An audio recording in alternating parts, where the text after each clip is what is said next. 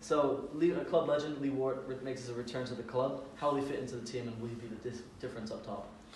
Yeah, I think everyone knows that Lee Wort and D-Dan have played with each other for donkey's years, so it was a really big thing to get him back to the club. You know, it's a shame that we didn't really sign him at the start of the season because we'd hoped to. But now we've got him back at the club, it puts the two of them back together, and they're just two people that know each other's games really, really well. Having said that, we've got Luca and Alex McAllister now. So for the first time this season, we've actually got options up front, and I think you can see from the goals we scored recently that that's definitely helped. And how does the squad feel about his return? Is there a happy feel in the? Yeah, he was a very, very popular member of the squad. He's well liked by everyone, and I think the lads were made up when they knew that he was going to come back. And a tough trip to Salisbury this weekend. How does the team plan to bounce back from that result this weekend? Yeah, I think all games in this league are tough, and you have to be right on it to get a result, whether that be a draw or a win.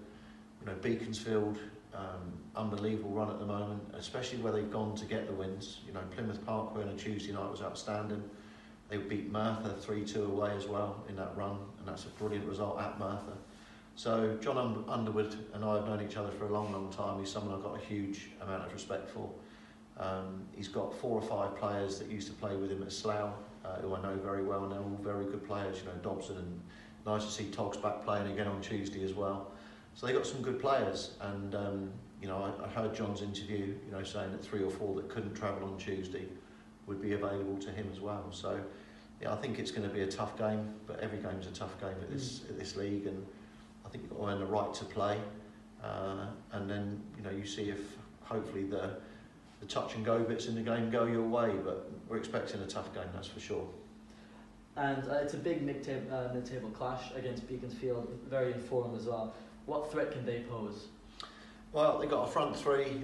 Joel Rowlandson, again, another National South player that's been against me playing for Eastbourne and Slough in the past. Good winger. Dobson, great set piece delivery, great left foot. And it depends which striker they play. The lad that didn't travel down on Tuesday, I've been impressed with him.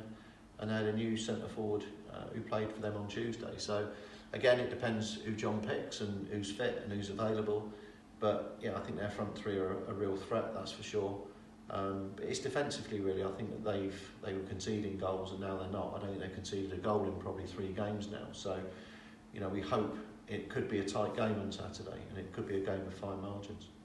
And is there an injury update for this weekend? Players back, players gone? Yeah, it's not. It's not great news at the moment. Dan Miller is back into some light training, and we'd like to think Dan will probably be 2 weeks away.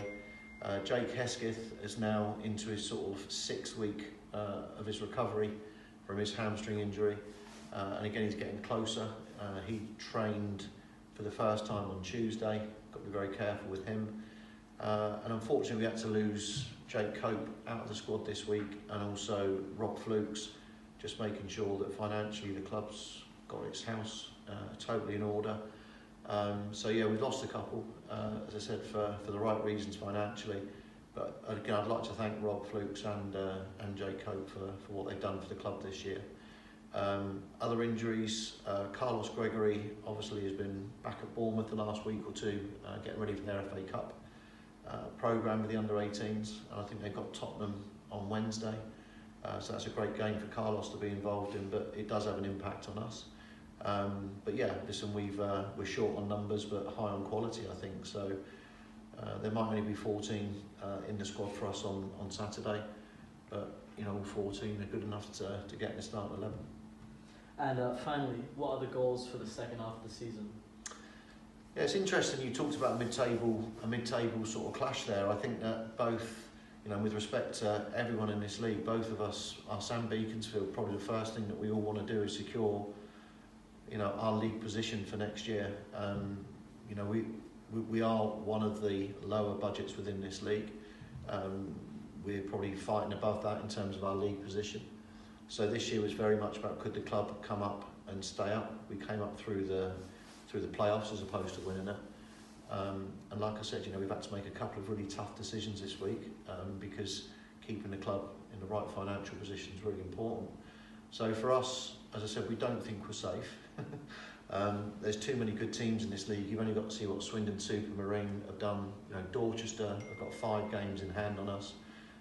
There's plenty of teams in that bottom half that could easily get over us. So I think the main thing we're concentrating on is every game's important.